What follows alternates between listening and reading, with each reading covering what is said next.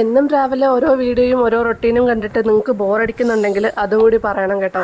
ഇന്നലെ രാത്രി അതുകൊണ്ട് തന്നെ ഞാൻ വീഡിയോസൊന്നും എടുത്തില്ല. ഇന്ന് രാവിലെ ആയപ്പോഴത്തേക്ക് ഈ വീഡിയോ നിങ്ങൾക്ക് വേണ്ടിയിട്ടാണ് കേട്ടോ എടുത്തേക്കുന്നത്. നിങ്ങൾക്ക് ഇൻട്രസ്റ്റ് ഉണ്ടോ ഇല്ലേ എന്ന് അറിയാൻ വേണ്ടിയിട്ട്.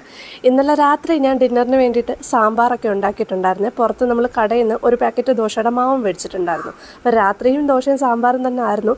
രാവിലെ ഇഡ്ഡലി ഉണ്ടാക്കാമെന്നാണ് വിചാരിച്ചിരുന്നത്. പക്ഷേ പ്രതീക്ഷിച്ചത്ര മാവ് ബാക്കി വന്നിട്ടില്ലായിരുന്നു കേട്ടോ. അതുകൊണ്ട് തന്നെ ദോശയും ഓംലേറ്റിലും ഒതുക്കാമെന്ന് വിചാരിച്ചു. ഇന്ന് മുട്ട പുഴുങ്ങുന്നില്ല, ഓംലേറ്റ് അടിക്കാമെന്നാണ് വിചാരിച്ചത്.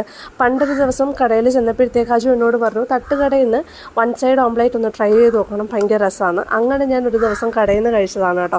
പിന്നീട് ഈ സാധനത്തിനോട് എനിക്ക് ഭയങ്കര ഇഷ്ടമാണ്. ഞാൻ എപ്പം ഓംലേറ്റ് ഉണ്ടാക്കിയാലും അത് വൺ സൈഡ് ആയിരിക്കും കേട്ടോ. പക്ഷേ ഒട്ടും ഹെൽത്തി അല്ലെന്നറിയാം. എന്നാലും എനിക്ക് കഴിക്കാൻ തോന്നുമ്പോഴൊക്കെ ഞാൻ വൺ സൈഡ് ഓംലേറ്റ് അല്ലാന്നുണ്ടെങ്കിൽ ബുൾസയാണ് കേട്ടോ കൂടുതലും കഴിക്കാറുള്ളത്. ഞങ്ങളുടെ വീട്ടിലൊക്കെ ആണെങ്കിൽ എപ്പോഴും മുട്ട പുഴുങ്ങിയായിരിക്കും കഴിക്കുന്നത്. പൊരിച്ച് കഴിക്കുന്നത് ഭയങ്കര കുറവാണ്. എന്തായാലും നമ്മൾ രാവിലെ മുട്ടയൊക്കെ ഓംലേറ്റ് അടിച്ച് ദോശയും സാമ്പാറൊക്കെ ആയിട്ടാണ് കേട്ടോ ഇന്നത്തെ ബ്രേക്ക്ഫാസ്റ്റിൽ ഒതുക്കുന്നത്. ഇന്ന് ഒരുപാട് പണികളൊന്നുമില്ല. കാര്യം അജു ഇന്ന് ഉച്ചയ്ക്ക് വരുന്നുണ്ട്. അപ്പം ചോറ് ഇന്നലത്തെ ബാക്കി ഇരിപ്പുണ്ട്, മീൻ കറിയും ഇന്നലത്തെ ബാക്കി ഇരിപ്പുണ്ട്. നമുക്ക് കുറച്ച് മീൻ വറുക്കണം. അതിന് വേണ്ടിയിട്ട് ഫ്രീസറിൽ നിന്ന് കുറച്ച് മീൻ എടുത്ത് പുറത്തേക്ക് വെക്കുന്നുണ്ട് കേട്ടോ. ഞാൻ മുട്ടയ്ക്കകത്ത് കുരുമുളകിട്ട് മിക്സ് ചെയ്യാൻ മറന്നു പോയിട്ടുണ്ടായിരുന്നു. അതാണ് ഈ കുരുമുളക് ഇങ്ങനെ മുകളിലിട്ടേക്കുന്നത്. അങ്ങനെ ഓംലേറ്റൊക്കെ റെഡിയായി. ഞങ്ങൾ പോയി ബ്രേക്ക്ഫാസ്റ്റൊക്കെ കഴിക്കട്ടെ. ബ്രേക്ക്ഫാസ്റ്റ് കഴിച്ച് വന്നതിന് ശേഷം കുറച്ച് സാമ്പാർ മാത്രമേ എടുത്ത് ഞാൻ ചൂടാക്കിയിട്ടുള്ളൂ കേട്ടോ. ബാക്കി സാമ്പാർ അതുപോലെ തന്നെ എടുത്ത് ഫ്രിഡ്ജിൽ വെച്ചിട്ടുണ്ടായിരുന്നു. അപ്പോൾ തന്നെ ഒരുപാട് പാത്രങ്ങളായിട്ടുണ്ടായിരുന്നു. അത് മൊത്തം കഴുകി വെച്ചു. 2 കുപ്പി ഇന്നലെ തൊട്ടേ വെളിയിൽ ഇരിപ്പുണ്ടായിരുന്നു കേട്ടോ. അതിനകത്ത് വെള്ളം നിറയ്ക്കാനുണ്ടായിരുന്നു. അങ്ങനെ വെള്ളമൊക്കെ നിറച്ച് ഫ്രിഡ്ജിൽ വെച്ചിട്ടുണ്ട് കേട്ടോ. ഇന്നിനിയിപ്പം മീൻ വറുക്കാനുള്ള അരപ്പ് തേച്ച് വെക്കാം. അതിനു മുമ്പ് കിച്ചൺ മൊത്തം ഒന്ന് ക്ലീൻ ചെയ്യണം. കാര്യം കിച്ചൺ രാവിലെ എന്നല്ല, എപ്പോൾ നമ്മൾ കിച്ചണിൽ കയറിയാലും നമ്മൾ ചെയ്യുന്ന ജോലിയോടനുസരിച്ചിട്ട് തന്നെ കിച്ചൺ മെസ്സായിക്കൊണ്ടിരിക്കുമല്ലോ. അതുകൊണ്ട് തന്നെ അപ്പം തന്നെ ആ പാത്രങ്ങൾ കഴുകിയതെടുത്ത് മാറ്റി അടുക്കി പറക്കി വെക്കുകയും ചെയ്തിട്ടുണ്ടായിരുന്നേ.